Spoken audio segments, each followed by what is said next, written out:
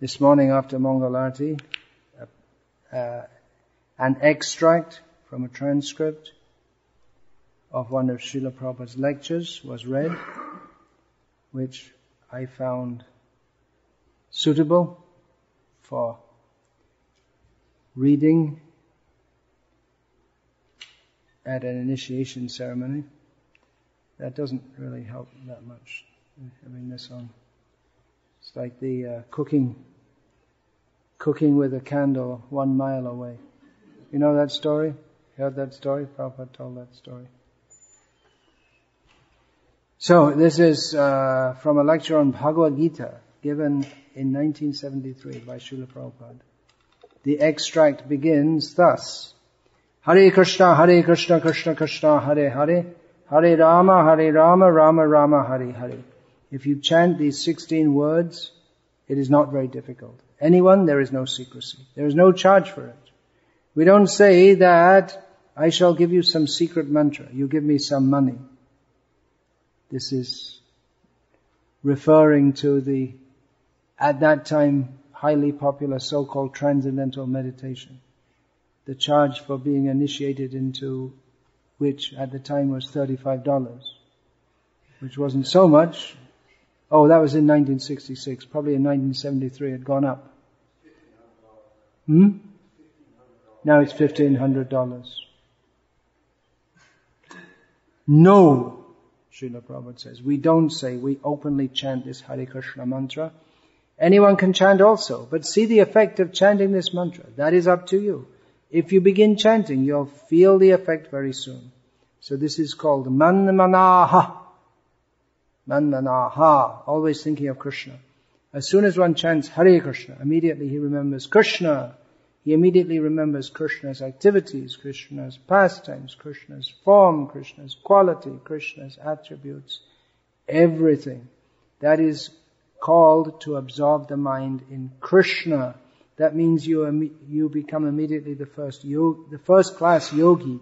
Yoginam api sarvesham madgatena antaratmana. This is the process. So these boys and girls who have taken to Krishna consciousness movement seriously, they are all first class yogis because they are always thinking of Krishna. Nandana bhavamad bhaktaha. So if you want to develop Krishna consciousness, then you kindly associate with these devotees. We are opening so many centers all over the world. We have already 102 centers, just to give opportunity to all classes of men to associate with devotees and develop your love for God. This is the purpose. And we have no other purpose. These centers are being opened. So I request you, those who are interested in loving God, in Krishna consciousness, they will kindly associate with these devotees. This is our method. When a man, a gentleman or lady comes into our association, he associates with us for 3 months, 6 months, then automatically he desires to be initiated. Bhajana Kriya means one becomes anxious. The effect of sadhu sangha is to become anxious how to execute this devotional service properly.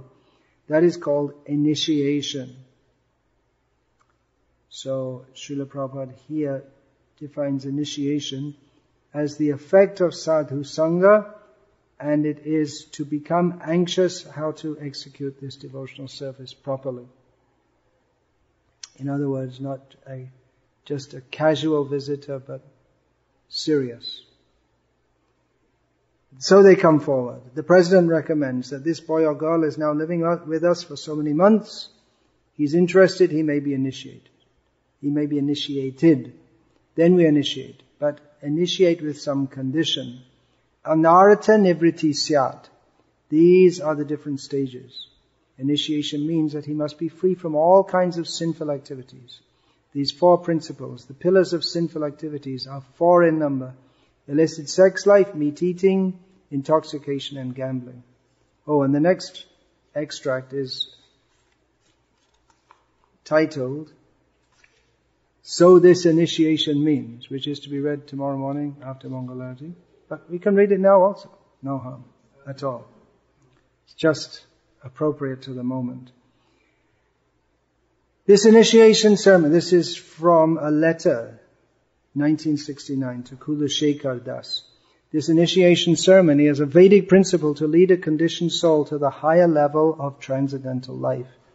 In the Chaitanya Charitamrita, you will find the instruction, as we have given it in our book, Teachings of Lord Chaitanya, that after many, many births, through approximately 8,400,000 species of life, a living entity gets this human form of life, which is a chance to get freedom from the material condition.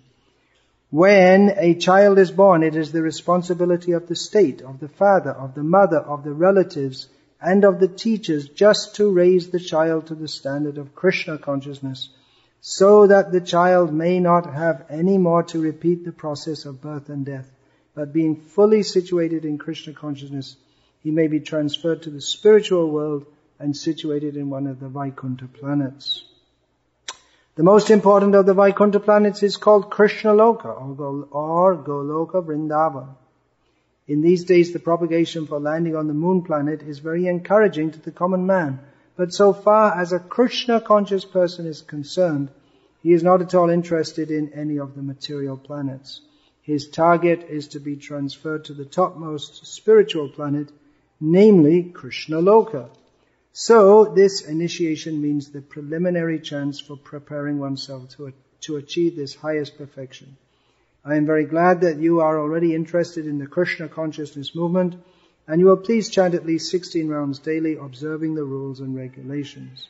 The 4 principal rules is that you will refrain from 1, meat eating or partaking of fish or eggs, 2, illicit sexual connections, 3, intoxication, including cigarettes, coffee and tea, and 4, gambling. In addition to these rules, there are 10 offenses to chanting the Maha Mantra which should be avoided. These rules are as follows. 1, blaspheming the Lord's devotee. 2, considering the Lord and the demigods on the same level. 3, neglecting the orders of the spiritual master. 4, minimizing the authority of the scriptures. 5, interpreting the holy name of God. 6, committing sin on the strength of chanting. 7, instructing the glories of the holy name to the unfaithful. 8, comparing the holy name with material piety. 9, inattention while chanting the holy name. 10, attachment to material things while engaged in the practice of chanting. So, follow faithfully the above rules and regulations. Help your godbrothers and sister in London to propagate Krishna consciousness. And there is no question that you will all come out successful. Srila Prabhupada in this letter states that initiation is the preliminary stage for going back to Godhead. So it's a very high aim. Much higher than the moon. There's a lot of talk about going to the moon at the time. Now there's talk about going to Mars, which is a lot further than the moon. But if you put it all together, relatively speaking, relative to the distance we have to go to Krishna, the moon is half a nanometer away, and the Mars is just maybe another half nanometer further, or a little further. It's a long, long way back to Godhead. Our aim is Krishna Prem. We have to be completely free of material desires and fully absorbed in Krishna. So it's a great aim, and the beginning is to take up Krishna consciousness very seriously. We're talking about a very high goal, but even these initiation vows are very high if we consider the general standard of culture for people in the modern age. For anyone in the modern age to vow to and to actually follow these principles and to chant minimum 16 rounds a day is amazingly high culture compared to what everyone else is doing. Recently I read an account by a Christian scholar who had been part of a delegation of Christian scholars who had discussed with ISKCON devotee scholars. They'd had a several days meeting to discuss the nature of the soul. And basically the Christians had nothing to say. So he was writing, he was actually very appreciative of the devotees in many ways. And he wrote that the devotees, they get up amazingly early. So, for people to follow all these things means they must be very serious about spiritual life. It's normal in the modern age to sleep as long as possible. Sunday is a day, for most people, to sleep as long as possible. And then even when you wake up, to lie in bed and enjoy the comfort of your bed and enjoy not having to go to work. But devotees are just the opposite. You get up very early, before 4 o'clock, and engage in activities of sadhana early in the morning. Very serious. We have to be very serious if we're going to go to Krishna. It's just like the moonshot, the so-called moonshot, if there's any truth to it at all. Or they must have been very serious to get together all the technology that was possible. Or even if it was a hoax, which Srila Prabhupada sometimes said that they may have gone, but they didn't. They went to the desert part, or they went to Rahu, or they went to Arizona. That was another possibility. Srila Prabhupada is quite sure they didn't get to the heavenly planet described in the Vedas, because you can't go anyway. But even if they went to Arizona, they must have put in a lot of effort to make such an elaborate cover-up. Or maybe it was Nevada, I can't remember. Anyway, somewhere in the desert. So they must have been very serious about what they're doing. And what to speak if we have to go all the way to Krishna Loka. We have to be very serious. There's a mundane scientific process in which development of technology is the essence. And there's the spiritual technology in which development of consciousness, development of character is the essence. Development of consciousness specifically means Krishna consciousness. So this initiation is one small step on the long path back to Godhead. But it's a very big step. It's the most important step one can ever make. Everything else we do in this world, all the Napoleons, Hitlers, Einsteins, Queen Elizabeth I, Queen Elizabeth II, President, this one, that one, so many presidents of the United States, put it all together and the sum total is Shrama Eva Hi Kevalam. One big zero. You can compliment them, they have worked hard. And what is the result of their working hard? Nothing. Well, not exactly nothing. They've got punarapi jananam, punarapi maranam, punarapi janani jatare shayanam. Getting born again, dying again. That's what they got. So this taking to Krishna consciousness is a massive step in a completely different direction. Stepping out of this materialistic way of life. Nowadays everyone has a home video, or even in your whatever it is. It's an what's it called? iPod. It's everything. It's a phone, it's a calculator, you can record videos in there. So people like to record the children taking their first steps, if they can catch that. The toddling baby. And later when he becomes the President of the United States, or a bum in the street, whatever, or you can look back and see there was the first steps of this insignificant life. The first steps are considered something very important. So initiation, it's not exactly the first step, because there's ado shraddha tata sadhu sangha ata bhajana kriya. It's initiation means to solidify, to commit oneself to the life of bhajan. Bhajare bhajare manati manda. Bhaja braja bane radha krishna charana bhajan bina gati nai re. Bhakti Thakur, he instructs the mind to, which is very bad mind.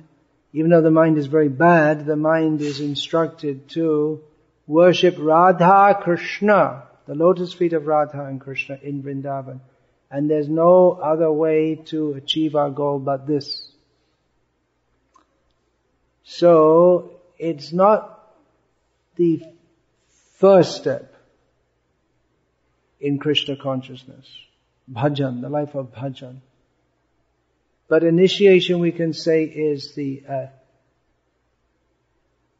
analogous to entering adulthood. When one makes the first steps of a baby, the baby doesn't know where he's going, why he's going, what he's doing. But an adult, they make a decision. Now I have to do this, with considering, I've chosen this path over another path. I've chosen to enter this university, or take up this career, or marry this person. They make serious life decisions which affect their whole future, considering that this is the best thing for me. I have to do this now. Now, such life decisions, of course, there's only an analogy. One may go to such and such a university and do such and such a course because one doesn't have the qualifications to do some other course that one would prefer to do. Or one might go to university, just like one of my teachers at school who was trying to convince me to go to university when I was quite unconvinced, said, well, at least you can go and you can just take some easy course and have fun for 4 years before you start working. And that already I was convinced not to go, and when I heard that if there was any slight inclination in my mind to go to university, that completely finished it off altogether. If that's all you can do is fill in time before a life of misery. So you may go to university, you may make some life decision, just because it's the best among a series of bad choices. It's not really what you want to do. But this decision to take initiation into Krishna consciousness is really what we have to do. We have to be fully convinced that this is what I want to do, I need to do. This is my step out of the material world. In India, it's understood. You become a sadhu, there's no going back. You take sannyas, and then there's no thinking, well, after one day, well, I think I'll go back. No such way.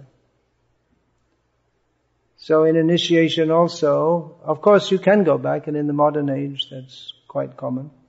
Or even people take sannyas, but their life doesn't really change that much. Except they have a red cloth on, and they remain materialistic. But taking initiation, it's Vaishnava initiation is actually a far more important step than merely taking sannyas. If one takes sannyas in a non-Vaishnava sampradaya, that is a step outside the normal social system, but it's not a step toward Krishna. So this initiation is actually more important than sannyas initiation. Because one may or may not accept sannyas and go to Krishna. But to go to Krishna, initiation is required. Formal initiation may not be required. In most cases it is required, but the essence of initiation, Dikha Kale Bhakta Kare Atta Shamarpan, this surrendering oneself in the service of Krishna, that is the essence of Diksha. And the ceremony that formalizes that, in which one makes a contract. One makes a contract to follow all the principles, surrender one's life in service, specifically through the medium of a Vaishnava, servant of a Vaishnava, and what you get back, what do you do for all this? You get, as Srila Prabhupada said, 16 plus 4 equals BTG. This is our formula. 16 rounds, 4 regulated principles, go back to Godhead. So, this is the scientists have their E equals MC squared. And we have our 16 plus 4 equals BTG. That's Prabhupada's promise. Of course, to follow all these, one has to, there are many other things one has to do also. Diksha is defined as the process by which spiritual knowledge is given and all sin is destroyed. Divyam jnanam yato dadyat kuryat papasya sanshayam tasmat diksheti ya prokta. What is the last line? Deshikais tattvago vidai. Those who are learned, they have described Diksha as the process by which spiritual knowledge is given and by which one is freed from sin. So, it's not just a matter of sitting in a ceremony. And it's not just a matter of chanting 16 rounds and following 4 regulated principles. One actually has to surrender to Krishna. It's that's Sharanagati, a gradual process. It's understood one takes initiation because one is not on the perfectional stage and one has to gradually progress toward it. So guidance in that to gain the knowledge, both scriptural knowledge and practical knowledge of how to apply that in one's life. So this is the setup of the formal entry into the school of Bhakti. Prior to that, anyone can come and audit the lectures, but with commitment as a student, that one is ready to accept instructions, one has to take the exams, and then one will become qualified. So, much more could be said, and will be said, but I'm not going to say more now. You don't have a top, do you have something tied around your waist? Yeah, okay, you should wear. Okay, alright, South Indian style. that's all right. In Shastra it's stated that one should wear a top cloth. Actually, there are different statements in different Shastras. One should not wear a top cloth when offering obeisances, but one should wear one generally. But in South India you'll find much of South India the climate is similar to here, very hot. Then often you'll find the top cloth is there, but just tied around the waist. So, yes, please come. You can come husband and wife together. You got your new neck beads? Yeah. You have to practice Krishna consciousness together and go back to Godhead together. So you can come together. It's a group effort.